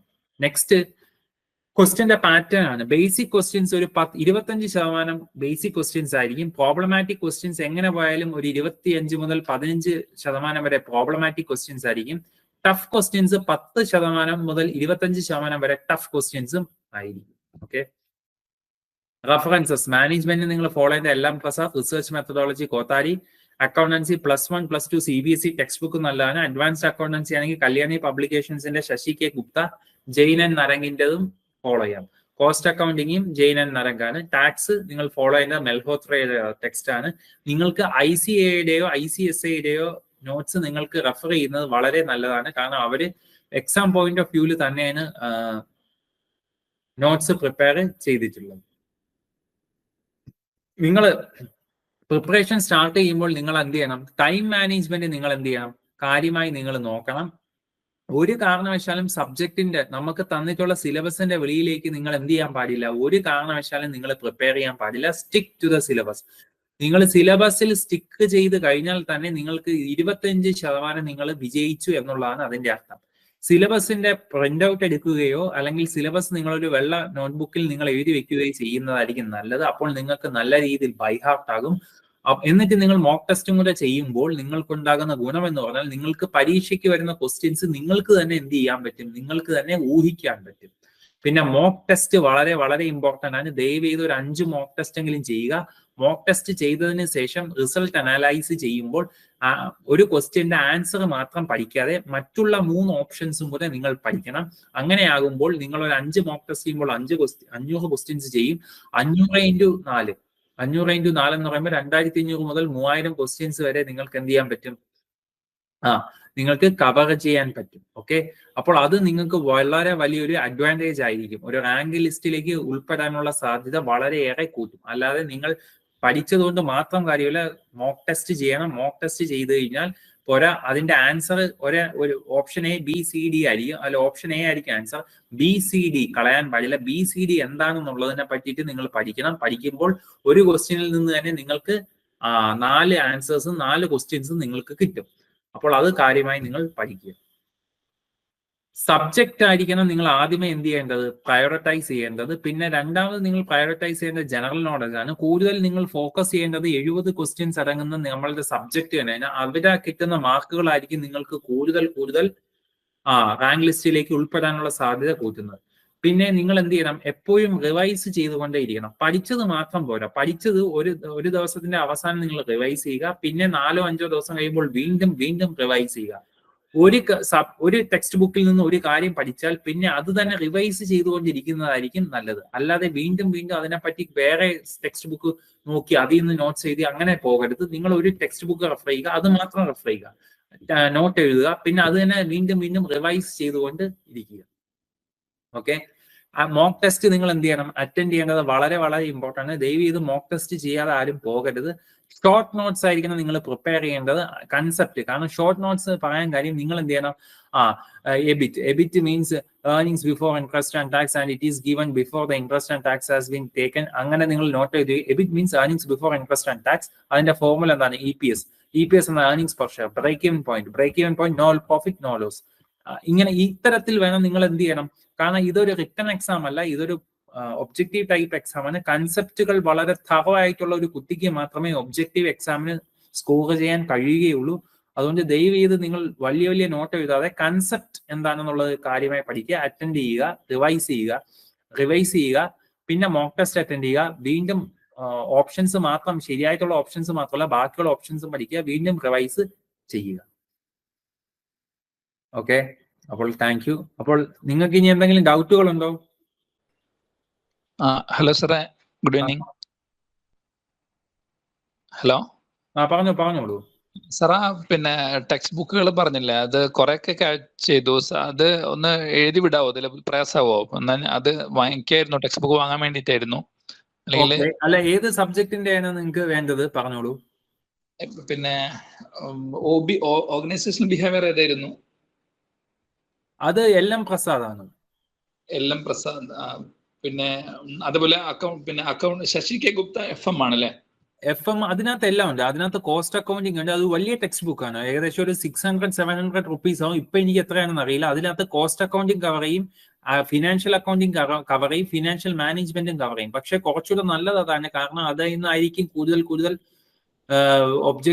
ഒബ്ജക്റ്റീവ് എക്സാംസിന് ചോദ്യങ്ങൾ ചോദിക്കുന്നത്. അതിനകത്ത് നിങ്ങൾ എല്ലാം കൂടെ പഠിക്കാൻ നിൽക്കരുത്. നിങ്ങൾ ചെയ്യേണ്ട കാര്യം എന്താണെന്ന് വെച്ച് കഴിഞ്ഞാൽ, നമ്മളുടെ സിലബസിനകത്ത് പറഞ്ഞിട്ടുള്ള കാര്യങ്ങൾ മാത്രമേ നിങ്ങൾ അതിൽ റെഫർ ചെയ്യാവൂ. അല്ല എല്ലാം പഠിക്കാൻ നിൽക്കാൻ പാടില്ല. കാരണം എല്ലാം പഠിക്കുന്നത് പിന്നെ നമുക്ക് പഠിക്കാം, പക്ഷെ ഇത് പരീക്ഷയ്ക്ക് വരുമ്പോൾ നിങ്ങൾ ആ സിലബസിൽ പറഞ്ഞിട്ടുള്ള കാര്യങ്ങൾ മാത്രമേ നിങ്ങൾ എന്ത് ചെയ്യാൻ പാടുള്ളൂ, പഠിക്കാൻ പാടുള്ളൂ. അപ്പൊ ഈ സർവനോലെ ശശി ഗുപ്തയുടെ ഇത് വാങ്ങുകയാണെങ്കിൽ 3 കവർ ആവുന്നല്ലേ? അതെ, ശശി കെ ഗുപ്ത നിങ്ങൾ വാങ്ങിച്ചാൽ 3 കവറാം. ഇല്ലെങ്കിൽ ഇൻഡിവിജ്വൽ ആയിട്ട് നിങ്ങൾക്ക് വാങ്ങിക്കാം. ഇൻഡിവിജ്വൽ ആയിട്ട് വാങ്ങിക്കുന്ന കുറച്ചുകൂടെ ഹെവി ആയിരിക്കും. അഡ്വാൻസ്ഡ് ഫിനാൻഷ്യൽ അക്കൗണ്ടിങ് ആണെങ്കിൽ നിങ്ങൾ കോസ്റ്റ് അക്കൗണ്ടിങ് ആണെങ്കിൽ ജെയിൻ ആൻഡ് നരങ്ക് വാങ്ങിക്കാം. ഫിനാൻഷ്യൽ അക്കൗണ്ടിങ് ആണെങ്കിൽ മഹേശ്വരിയുടെ കല്യാണി പബ്ലിക്കേഷൻസ് നിങ്ങൾക്ക് വാങ്ങിക്കാം. പിന്നെ അതിൽ തന്നെ പാർട്ട് 1 പാർട്ട് 2 ഉണ്ട്. പാർട്ട് 2 കോർപ്പറേറ്റ് അക്കൗണ്ടിങ് ആണ്. അതിലും കുറച്ചൊക്കെ കവർ ചെയ്യും, ഇതൊക്കെ കാര്യങ്ങളൊക്കെ കവർ ചെയ്യും. അപ്പൊ നിങ്ങൾക്ക്, എനിക്ക് തോന്നുന്നു ശശി കെ ഗുപ്ത ആയിരിക്കും നല്ലതെന്ന് തോന്നുന്നു. നിങ്ങൾ ലൈബ്രറിയിൽ പോയിട്ട്, അത് എല്ലാ ലൈബ്രറീസിലും അവൈലബിൾ ആണ്, നിങ്ങളൊന്ന് എടുത്ത് നോക്കിയിട്ട് മാത്രം വാങ്ങിച്ചാൽ മതിയാവും. നിങ്ങൾക്കും കൂടെ കംഫർട്ടബിൾ ആവുന്ന ടെക്സ്റ്റ് നിങ്ങൾ എടുക്കുക. എനിക്ക് കംഫർട്ടബിൾ ആവുന്ന ടെക്സ്റ്റ് ആണ് ഞാൻ പറഞ്ഞത്, പക്ഷെ നിങ്ങൾക്ക് അത് കംഫർട്ട് ആവണമെന്നില്ല. അപ്പോൾ നിങ്ങളും കൂടെ ഒന്ന് നോക്കിയിട്ട് വാങ്ങിക്കുക. Okay sir. അതുപോലെ GST പിന്നെ നാൾ കോളേജിൽ ഉണ്ടായിരുന്നു, അതില് തിയറി മാത്രമേ ഉണ്ടാവുള്ളൂ അതോ പ്രോബ്ലംസ് ചോദിക്കോ? തിയറി മാത്രം ഉണ്ടാകാനുള്ള സാധ്യതയാണ് വളരെ വളരെ കൂടുതൽ. കാരണം 1-2 മിനിറ്റിനുള്ളിൽ ചെയ്യാൻ പറ്റുന്ന ക്വസ്റ്റ്യൻസ് മാത്രമേ PSCയിൽ ചോദിക്കൂ, കാരണം ഇത് ഒബ്ജക്റ്റീവ് ആയതുകൊണ്ട് തന്നെ. പക്ഷെ എന്നിരുന്നാലും ചെറിയ ചോദ്യങ്ങളും ചിലപ്പോൾ ചോദിക്കാനുള്ള ചാൻസ് ഉണ്ട്. അപ്പോൾ ചെറിയ 1-2 മിനിറ്റിനുള്ളിൽ ചെയ്യാൻ പറ്റുന്ന ചില ക്വസ്റ്റ്യൻസ് ഒന്ന് ചെയ്യുന്നതും നല്ലതായിരിക്കും. അതിന് നിങ്ങൾ ഫോളോ ചെയ്യേണ്ട ടെക്സ്റ്റ് ബുക്ക് BComന്റെ ഈ വർഷത്തെ ടെക്സ്റ്റ് ബുക്ക് ഒക്കെ കൊള്ളാം. പിന്നെ ഓൺലൈനിൽ നിങ്ങൾ കുറച്ച് മെറ്റീരിയൽസ് അവൈലബിൾ ആണ്, അതും നിങ്ങളൊന്ന് സെർച്ച് ചെയ്യുന്നത് വളരെ നല്ലതായിരിക്കും. Rates, IGST, objectives of GST council, HSN, nomenclature, അതുപോലെ തന്നെ harmonised system of nomenclature, GSTN network, ഇത്തരം കാര്യങ്ങൾ എന്ത് ചെയ്യണം, നിങ്ങൾ നല്ല രീതിയിൽ ഒന്ന് ബ്രഷ് അപ്പ് ചെയ്തിട്ട് പോകേണ്ടതാണ്. Thank you. ഓക്കെ, വേറെ എന്തെങ്കിലും ഡൗട്ട്സ് ആർക്കെങ്കിലും ഉണ്ടോ? നിങ്ങൾ ഡൗട്ട് ചോദിക്കുന്നതായിരിക്കും നല്ലത്, കാരണം ഇതൊരു വെബിനാർ ആകുമ്പോഴത്തേക്ക് നിങ്ങളുടെ ഡൗട്ടിനായിരിക്കും കൂടുതൽ വെയിറ്റേജ് കിട്ടുന്നത്. ഞാൻ പറഞ്ഞു പോകുന്ന കാര്യം നിങ്ങൾ ഡൗട്ട് ചോദിച്ചാൽ എനിക്കത് ക്ലാരിഫൈ ചെയ്ത് പോകാൻ പറ്റും, അതായിരിക്കും കുറച്ചുകൂടി നല്ലത്. അപ്പൊ ഡൗട്ട്സ് തീർച്ചയായിട്ടും ചോദിക്കോ. ഒന്നുമില്ല, ഡൗട്ട്സ് ചോദിച്ചേ. സർ ചോദിച്ചോട്ടെ? പറഞ്ഞോളൂ മാം. സർ, നമ്മൾ നെറ്റ് എക്സാമിന് പ്രിപ്പയർ ചെയ്യുന്നുണ്ടെങ്കിൽ പിന്നെ HSSTക്ക് വേറെ കോച്ചിങ്ങിന് ചേരണോ? നെറ്റിന് നെറ്റിന്റെ ഇതിന്റെ വ്യത്യാസം എന്ന് പറഞ്ഞു കഴിഞ്ഞാൽ, നെറ്റ് കുറച്ചുകൂടെ അഡ്വാൻസ്ഡ് ആണ്. അതിന് സ്റ്റേറ്റ്മെന്റ് ക്വസ്റ്റ്യൻസ് വളരെ കൂടുതലാണ്. അപ്പോൾ അസേർഷൻ, റീസണിങ് തുടങ്ങിയ ക്വസ്റ്റ്യൻസ് വളരെ കൂടുതലായിരിക്കും. പക്ഷെ HSSTയിൽ അത് വരത്തില്ല. ഇപ്പം for example, chi-square test is both parametric and non-parametric test. Chi-square test assertion, reasoning, because chi-square test uses population parameters. Option A and R are correct. A is the correct explanation of R. R is the correct explanation. Option A and R are correct, but A is not the correct explanation of R. അപ്പോൾ ഇത്തരത്തിലുള്ള questions നിങ്ങൾക്ക് കൂടുതൽ വരുന്നത് നെറ്റിനാണ്. അപ്പോൾ ഇത്തരത്തിലുള്ള questions എന്തായാലും HSSTയിൽ വരാൻ സാധ്യത കുറവാണ് ഇത്തവണത്തെ. അപ്പോൾ എന്ത് ചെയ്യണമെന്ന് വെച്ച് കഴിഞ്ഞാൽ, നെറ്റിന്റെ ചില syllabus areas, for example marketing നമ്മൾക്ക് ഇവിടെ പഠിക്കേണ്ട ആവശ്യമില്ല, ബിസിനസ് എൻവയൺമെന്റ് നമ്മൾ ഇവിടെ പഠിക്കേണ്ട ആവശ്യമില്ല. അപ്പോൾ അതെല്ലാം കൂടെ നോക്കിയിട്ട് ഒന്നുകൂടെ ചെയ്യുന്നതും കുറച്ചുകൂടെ നല്ലതായിരിക്കും. പിന്നെ നെറ്റിന്റെ ഏകദേശം ആ ഒരു പാറ്റേൺ തന്നെയാണ് ഇതിലും വരുന്നത്. പിന്നെ പേപ്പർ 1 നമുക്ക് ഇവിടെ ഇല്ല, പകരം കുറച്ചുകൂടെ ടീച്ചിങ് ആപ്റ്റിറ്റ്യൂഡിൽ കുറച്ച് കൂടുതൽ ക്വസ്റ്റ്യൻസ് ചോദിക്കാനുള്ള സാധ്യത കൂടുതലാണ്. പിന്നെ നെറ്റിന് ജനറൽ നോളജ് ഇല്ല, പക്ഷെ ജനറൽ നോളജ് ഉണ്ട്, 5 ക്വസ്റ്റ്യൻസ് ഒക്കെ ചോദിക്കൂ. പക്ഷെ അവിടുത്തെ ജനറൽ നോളജും ഇവിടുത്തെ ജനറൽ നോളജും തമ്മിൽ കുറച്ച് വ്യത്യാസമുണ്ട്. ഇവിടെ ലീഡേഴ്സ്, കേരളത്തിനെ പറ്റിയിട്ടുള്ള GK ആയിരിക്കും കുറച്ച് കൂടുതൽ വരുന്നത്. കോൺസ്റ്റിറ്റ്യൂഷനിൽ നിന്ന് 2 മുതൽ 3 ചോദ്യങ്ങൾ ഉണ്ടാകാനുള്ള സാധ്യത കൂടുതലാണ്. നെറ്റിന് 1-2 ചോദ്യങ്ങൾ മാത്രമേ വരത്തുള്ളൂ. പിന്നെ റിനൈസൻസിനെ പറ്റി നെറ്റിന് ചോദിക്കത്തില്ല, പക്ഷേ HSST സിലബസിൽ റിനൈസൻസിനെ പറ്റി ചോദിക്കാനുള്ള ചാൻസ് കൂടുതലാണ്. പിന്നെ അത്തരത്തിലുള്ള കാര്യങ്ങൾ മാത്രം നിങ്ങൾ നോക്കിയാൽ മതി. പക്ഷേ നിങ്ങൾ ബിസിനസ് മാനേജ്മെന്റ്, ടാക്സ് ഇത് രണ്ട് നെറ്റിന്റെയും ഒരുപോലെയായിരുന്നു സിലബസ്. അപ്പോൾ നിങ്ങൾക്ക് എന്ത് ചെയ്യാൻ പറ്റും? അത് രണ്ടിന്റെ ക്വസ്റ്റ്യൻസ് ചെയ്യുന്നത് ഇവിടെ നിങ്ങൾക്ക് എന്ത് ചെയ്യാൻ പറ്റും? ഉപകരിക്കാൻ പറ്റും. കഴിഞ്ഞ 10 വർഷത്തെ നെറ്റിന്റെ ക്വസ്റ്റ്യൻസിൽ മാനേജ്മെന്റ്, HRM, ടാക്സ് തുടങ്ങിയ കാര്യങ്ങൾ നിങ്ങൾക്ക് ഒന്ന് റെഫർ ചെയ്ത് കഴിഞ്ഞാൽ അത് നിങ്ങൾക്ക് ഉപകാരം ചെയ്യും. ഇവിടെ നിങ്ങൾക്ക് ഉപകാരം ചെയ്യാനുള്ള ചാൻസ് വളരെ കൂടുതലാണ്. റിസർച്ചിനെ പറ്റിയിട്ട് നിങ്ങൾ അവിടെ പഠിക്കുന്നത് വളരെ നല്ലതാണ്. നെറ്റിന്റെ സിലബസ് തന്നെ ഫോളോ ചെയ്താൽ മതിയാവും. സോറി, മോക്ക് ടെസ്റ്റ് നിങ്ങൾ ചെയ്യുന്നതായിരിക്കും നെറ്റിന്റെ കുറച്ചുകൂടെ നല്ലത്. അത് തന്നെ നിങ്ങൾക്ക് HSSTയിലെ റിസർച്ചിന് വേണ്ടി ഉപകരിക്കാനും സാധിക്കും. Okay okay sir. ആർക്കും ഡൗട്ട് ഇല്ലേ എങ്ങനെയാണ് എക്സാമിനെ അപ്രോച്ച് ചെയ്യേണ്ടത്? ഡൗട്ട്സ് ചോദിച്ചേ, ഇല്ലെങ്കിൽ വൺ വേ ആയിപ്പോവും. കുറച്ചുകൂടെ നല്ല നിങ്ങളും കൊണ്ട് ഡൗട്ട് ചോദിക്കുമ്പോൾ കുറച്ച് ക്ലാരിഫൈ ചെയ്യാൻ പറ്റും എനിക്ക്. സാറേ ഇതില് PYQകൾ കിട്ടാനില്ലല്ലോ അല്ലെ? HSST പലപ്പോഴൊക്കെ നടക്കുന്നതുകൊണ്ട്. അതുകൊണ്ട് പിന്നെ നമുക്ക് കൊമേഴ്സിന്റെ മറ്റ് PSC എക്സാംസിന്റെയും നെറ്റിന്റെയും സെറ്റിന്റെയും ഒക്കെ ക്വസ്റ്റ്യൻ എടുത്ത് കുറെ വർക്ക്ഔട്ട് ചെയ്ത് നോക്കാം അല്ലെ? PYQന് പകരം അത് മതിയാവില്ലേ? അത് തീർച്ചയായും കറക്റ്റ്. കാരണം ഇത് ഇടയ്ക്കിടയ്ക്ക് 5-6 വർഷം കഴിയുമ്പോൾ നടത്തുന്ന ഒരു എക്സാം ആയതുകൊണ്ട് തന്നെ ഇതിന്റെ ക്വസ്റ്റ്യൻ പേപ്പേഴ്സ് കുറച്ച് ഡിഫിക്കൽട്ട് ആണ് കിട്ടാൻ. പക്ഷെ നിങ്ങൾ ബാക്കിയുള്ള ക്വസ്റ്റ്യൻ, ഇപ്പൊ നെറ്റിന് നിങ്ങൾക്ക് ഉപകരിക്കാനുള്ള ക്വസ്റ്റ്യൻസ് ഇതിൽ ഉപകരിക്കും. പിന്നെ മറ്റുള്ള സംസ്ഥാനങ്ങളിലെ HSST നിങ്ങൾക്ക് നോക്കാം. മറ്റുള്ള ഫോർ എക്സാമ്പിൾ മധ്യപ്രദേശിന്റെ ഈ ഇടയ്ക്ക് നടന്നു തോന്നുന്നു, അതിന്റെയൊക്കെ ക്വസ്റ്റ്യൻസ് ഓൺലൈനിൽ കിട്ടുന്നുണ്ട്. അപ്പോൾ അത്തരത്തിൽ നിങ്ങൾക്ക് നോക്കാം. പിന്നെ sales tax officer, divisional accountant തുടങ്ങിയ എക്സാംസിന്റെ ക്വസ്റ്റ്യൻ പേപ്പേഴ്സ് നിങ്ങൾക്ക് നോക്കാം. അതുപോലെ തന്നെ നെറ്റിന്റെ ക്വസ്റ്റ്യൻസ് നിങ്ങൾക്ക് നോക്കുന്നത് നല്ലതായിരിക്കും. അപ്പോൾ എല്ലാം കൂടെ മിക്സ് ചെയ്ത് ചെയ്യുന്നതായിരിക്കും കുറച്ചുകൂടെ നല്ലത്. അത് സാറ് പറഞ്ഞ പോലെ അതായിരിക്കും കുറച്ചുകൂടെ നല്ലത്. കാരണം ഇതിന്റെ ഒരു കൂടിപ്പോയാൽ നിങ്ങൾക്ക് ഒരു 3-2 ക്വസ്റ്റ്യൻസ് മാത്രമായിരിക്കും കിട്ടാൻ, ഒഫീഷ്യൽ ക്വസ്റ്റ്യൻസ് കിട്ടാൻ സാധ്യത. അപ്പോൾ അതൊരു ചലഞ്ച് തന്നെയാണ്. അപ്പോൾ എല്ലാം കൂടെ എടുക്കുന്നത് വളരെ നല്ലതായിരിക്കും. പിന്നെ നെറ്റിൽ നിന്ന് നിങ്ങൾക്ക് ഒരുപാട് ക്വസ്റ്റ്യൻസ് കിട്ടും. ഒരുപാട് ക്വസ്റ്റ്യൻസ് നെറ്റിൽ നിന്ന് നിങ്ങൾക്ക് കിട്ടാനുള്ള സാധ്യത കൂടുതലായിരിക്കും. അവിടെ നെറ്റിന്റെ സഹായം നിങ്ങൾ ഒന്ന് എടുക്കുക. നമ്മുടെ ഈ പ്ലാറ്റ്ഫോമിന്റെ കോച്ചിങ് എങ്ങനെയാണ് പരിപാടി? ഈ പ്ലാറ്റ്ഫോമിന്റെ കോച്ചിങ് എന്ന് പറയുന്നത് നമ്മൾ സബ്ജക്ട്സ്, ടോപ്പിക്സ് മൊത്തം കവർ ചെയ്യും. അത് കഴിഞ്ഞതിന് ശേഷം മോക്ക് ഡിസ്കഷൻ ഉണ്ടായിരിക്കുന്നതായിരിക്കും. മോക്ക് ടെസ്റ്റും മോക്ക് ഡിസ്കഷൻസും ഉണ്ടായിരിക്കുന്നതായിരിക്കും.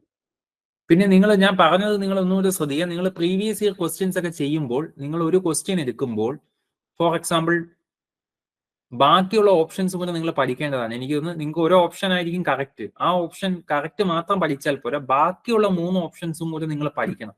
അപ്പോൾ ഒരു ക്വസ്റ്റ്യനിൽ തന്നെ നിങ്ങൾക്ക് 4-5 ക്വസ്റ്റ്യൻസും കിട്ടും, 5 ആൻസേഴ്സും കിട്ടും. അപ്പോൾ നിങ്ങൾക്ക് കുറച്ചുകൂടെ ഫെമിലറൈസ് ആയിരിക്കും. ക്വസ്റ്റ്യൻ വരുമ്പോൾ നിങ്ങൾ അന്താളിച്ച് നിൽക്കത്തില്ല, കുറച്ചുകൂടെ ഈസി ആയിരിക്കും നിങ്ങൾക്ക് ഫെമിലിയാരിറ്റി. പിന്നെ ഞാൻ ഒരു ടെക്നിക്കും കൂടെ ഞാൻ പറഞ്ഞുതരാം. ഇത് നിങ്ങൾ ശ്രദ്ധയോടെ കേൾക്കേണ്ടതാണ്. നിങ്ങൾ എക്സാം എഴുതുമ്പം ആ ഒന്നാമത്തെ ക്വസ്റ്റ്യൻ നിങ്ങൾക്ക് അറിഞ്ഞൂടാ, ടഫാണ്. രണ്ടാമത്തെ ക്വസ്റ്റ്യൻ ടഫാണ്. മൂന്നാമത്തെ ക്വസ്റ്റ്യൻ ടഫാണ്. നാലാമത്തെ ക്വസ്റ്റ്യൻ ടഫാണ്. 5ാമത്തെ ക്വസ്റ്റ്യൻ ടഫാണ്. 20ാമത്തെ ക്വസ്റ്റ്യൻ വരെ ടഫായിരിക്കും. അപ്പോൾ ചില കുട്ടികൾക്ക് പറ്റുന്ന ഒരു നല്ലോണം പഠിക്കുന്ന ഒരു കുട്ടിയാണെങ്കിൽ അവരെ സ്വാഭാവികമായിട്ട് ആ കുട്ടി ഡീമോറലൈസ് ആവാൻ, അവരുടെ ടെൻഷൻ കയറുകയും ചെയ്യും. ഒരു കാരണവശാലും അങ്ങനെ സംഭവിക്കരുത്. നിങ്ങൾ ചെയ്യേണ്ടത് ചിലപ്പോൾ 25ാമത്തെ ക്വസ്റ്റ്യൻ മുതൽ 45ാമത്തെ ക്വസ്റ്റ്യൻ വരെ വളരെ ഈസി ആയിരിക്കും. അപ്പോൾ നിങ്ങൾ എന്ത് ചെയ്യണം? ആ ക്വസ്റ്റ്യൻസ് അറ്റൻഡ് ചെയ്യണം. ആ ക്വസ്റ്റ്യൻസ് അറ്റൻഡ് ചെയ്ത് കഴിഞ്ഞാൽ ചിലപ്പോൾ 20 മാർക്ക് ആയിരിക്കും കട്ട് ഓഫ് വരുന്നത്. 20 മാർക്ക് കട്ട് ഓഫ് ആണെങ്കിൽ നിങ്ങൾ ഉറപ്പായിട്ടും നിങ്ങൾ എന്ത് ചെയ്യും? റാങ്ക് ലിസ്റ്റിൽ കയറും. കഴിഞ്ഞ തവണ 18 വരെയുള്ള കട്ട് ഓഫ് വരെയുള്ള കുട്ടികൾക്ക് റാങ്ക് ലിസ്റ്റിൽ കയറി. അപ്പോൾ ഇപ്പോഴത്തെ ഒരു ക്വസ്റ്റ്യന്റെ സെൻട്രൽ ഗവൺമെന്റ് സ്റ്റാഫ് സെലക്ഷൻ അത്തരം, ഞാൻ എല്ലാ പരീക്ഷകളും എഴുതുന്നതാണ്. അതുകൊണ്ടാണ് ഞാൻ പറയുന്നത് പലപ്പോഴും ബാങ്ക് ടെസ്റ്റ് ഇത്തരത്തിലുള്ള അതുപോലെ തന്നെ ഇപ്പൊ PSCയും കുറച്ചുകൂടെ വരുന്നത്. അതായത് ചിലപ്പോൾ നിങ്ങൾ എഴുതാൻ ആദ്യത്തെ 50 ക്വസ്റ്റ്യൻസ് ടഫായിരിക്കും, നിങ്ങൾക്കൊന്നും ചെയ്യാൻ പറ്റത്തില്ല. പക്ഷെ 50 മുതൽ 70 വരെയുള്ള ക്വസ്റ്റ്യൻസ് വളരെ ഈസി ആയിരിക്കും. നിങ്ങൾ അത് അറ്റൻഡ് ആ സമയത്ത് സംയമനം പാലിക്കുന്ന ഒരു കുട്ടി ചിലപ്പോൾ റാങ്ക് ലിസ്റ്റിൽ കയറും. കാരണം അങ്ങനെ ഒരുപാട് എക്സാമിന് പറ്റിയിട്ടുണ്ട്. കഴിഞ്ഞ സ്റ്റാഫ് സെലക്ഷനിലെ ഒരു എക്സാം ഞാൻ എഴുതിയപ്പോഴത്തേക്ക് 120 ക്വസ്റ്റ്യനിൽ ആദ്യത്തെ 83 ക്വസ്റ്റ്യൻസും ടഫായിരുന്നു. ആ 10 ക്വസ്റ്റ്യൻ, ഒരു 86 മുതൽ 102 വരെയുള്ള ക്വസ്റ്റ്യൻസ് വളരെ ഈസി ആയിരുന്നു. LKG കുട്ടികൾക്ക് പോലും എഴുതായിരുന്നു. അത് അറ്റൻഡ് ചെയ്ത കുട്ടികൾക്ക് ഏറ്റവും അവസാനം വന്നപ്പോൾ കട്ട് ഓഫ് വന്നപ്പോൾ 10-16 കട്ട് ഓഫ് ആയിരുന്നു. അത് എഴുതിയ കുട്ടികളെല്ലാം ജയിച്ചു. അപ്പോൾ എന്ത് സംഭവിക്കുന്നത് വെച്ചാൽ നിങ്ങൾ ഈ ഒരു ടെക്നിക്ക് നിങ്ങൾ മനസ്സിൽ വെച്ചേക്കണം കേട്ടോ. ഒരു കാരണവശാലും നിങ്ങൾ എന്ത് ചെയ്യാൻ പാടില്ല, ആദ്യത്തെ 10, 15, 20, 30 ക്വസ്റ്റ്യൻ ചിലപ്പോൾ കട്ടിക്കങ്ങ് ഇട്ടോളാം. അപ്പൊ നിങ്ങൾ അവിടെ ഇത് ചെയ്യാൻ പാടില്ല, ഷിവർ ചെയ്യാൻ പാടില്ല. ബാക്കിയുള്ള നിങ്ങൾക്ക് അറിയാവുന്ന ക്വസ്റ്റ്യൻസ് പിന്നാലെ വരും, അവരെ നിങ്ങൾ അറ്റൻഡ് ചെയ്യണം. അങ്ങനെയുള്ള ആൾക്കാർക്കായിരിക്കും ഇങ്ങനത്തെ ഉള്ള എക്സാംസ് എഴുതുമ്പോൾ വിജയിക്കാൻ സാധിക്കുന്നത്. ഓക്കെ, ഞാൻ പറഞ്ഞത് മനസ്സിലായെന്ന് വിശ്വസിക്കുന്നു. അതൊരു ടെക്നിക്കാണ്, നിങ്ങൾ അത് നോക്കണം. കാരണം നിങ്ങൾക്ക് അത് ഒരുപാട് എക്സാം എഴുതുന്ന ഒരാൾക്ക് അത് മനസ്സിലാവും. അപ്പൊ RBIയുടെ ടെസ്റ്റ് ഒക്കെ നിങ്ങൾ എഴുതി കഴിഞ്ഞാൽ ഇത്തരത്തിലൊരു പാറ്റേൺ അവർ നോക്കും. ഇപ്പൊ ഫോർ എക്സാമ്പിൾ RBIയിൽ 30 കണക്കിന്റെ ക്വസ്റ്റ്യൻസ് ഉണ്ട്. കഴിഞ്ഞ തവണ ഓൾ ഇന്ത്യ കട്ട് ഓഫ് 2 ആയിരുന്നു. ആ 2 ക്വസ്റ്റ്യൻ ചെയ്യുന്ന ആള് ജയിച്ച്. ബാക്കി 28 ക്വസ്റ്റ്യൻ അത്ര കാറ്റ് ഒക്കെ ഇങ്ങനെ ഫോളോ ചെയ്യുന്ന PSCയും അതുപോലെ വരുന്നുണ്ട്. കാരണം കഴിഞ്ഞ തവണ HSST ഞാൻ എഴുതിയപ്പോൾ എനിക്ക് കിട്ടിയ മാർക്ക് 28 ആയിരുന്നു. പക്ഷെ ഞാൻ റാങ്ക് ലിസ്റ്റിൽ വന്നു. ഏറ്റവും ടോപ്പ് കിട്ടിയ കുട്ടി 40 ആയിരുന്നു ഇത് എഴുതിയത്. പിന്നെ വന്ന കുട്ടിക്ക് 32 കണ്ട എന്റെ അതേ മാർക്കാണ് വന്നത്. അപ്പോഴാണ് ഞാൻ മനസ്സിലാക്കിയത് നമ്മൾ 100-ൽ 100 ക്വസ്റ്റ്യൻ അടിക്കാനൊന്നും പോലും അറിയാവുന്ന ക്വസ്റ്റ്യൻ മാത്രം അടിക്കുക. ചിലപ്പോൾ 5 ക്വസ്റ്റ്യൻ ആയിരിക്കും അതിൽ അറിയാവുന്നുള്ളൂ, അത് മാത്രം അടിച്ചിട്ട് വന്നാൽ മതി. ചിലപ്പം അതായിരിക്കും നിങ്ങൾ റാങ്ക് ലിസ്റ്റിൽ കയറാൻ സഹായിക്കുന്നത്. അപ്പൊ ബാക്കി 95 ചിലപ്പം എല്ലാവർക്കും ടഫായിരിക്കും. എല്ലാവർക്കും ടഫാണെങ്കിൽ എല്ലാവർക്കും ടഫായിരിക്കും. അപ്പൊ ആ ഒരു ടെക്നിക്ക് നിങ്ങൾ മനസ്സിൽ വെക്കുക കേട്ടോ. ഇത്തവണത്തെ കോളേജ് അധ്യാപകരുടെ ടെസ്റ്റും വളരെ ടഫായിരുന്നു. എനിക്കൊന്ന് 20, 23, 25 ആണെന്നുണ്ടായിരുന്നു ടോപ്പ് മാർക്ക് വാങ്ങിച്ചിട്ടുള്ള ഒരു കുട്ടി റിട്ടേണില്ല. അപ്പോൾ 100-ന്. അപ്പോൾ നിങ്ങൾ ആലോചിക്കുക. അപ്പൊ അത്രയും ടഫായിട്ട് ചിലപ്പോൾ വന്നു കഴിഞ്ഞാൽ നിങ്ങൾ ഈ ഒരു ടെക്നിക്ക് നിങ്ങൾ മനസ്സിൽ ആലോചിക്കണം. അല്ല അവിടെ നിങ്ങൾ പേടിച്ചു പോരുത്. നല്ലോണം പഠിക്കുന്ന കുട്ടികൾക്കായിരിക്കും പെട്ടെന്ന് അയ്യോ ഞാൻ പഠിച്ചതെല്ലാം വേസ്റ്റ് ആയെന്ന് അവരെ വെച്ച് തോന്നും. അത് ഉണ്ടാകാൻ പാടില്ല. നിങ്ങൾക്ക് ഈ പറഞ്ഞ പോയിന്റ് പിടികിട്ടിയോ എല്ലാവർക്കും? മനസ്സിലായി സാർ. കോളേജ് പിന്നെ 15 കിട്ടി, പക്ഷെ ലിസ്റ്റ് കയറാൻ പറ്റിയില്ല. ഓക്കെ. ഇനി എന്തെങ്കിലും ഡൗട്ട്സ് ഉണ്ടോ? നമുക്ക് വൈൻഡ് അപ്പ് ചെയ്യാം sir. Thank you everyone. Thank you sir. Thank you.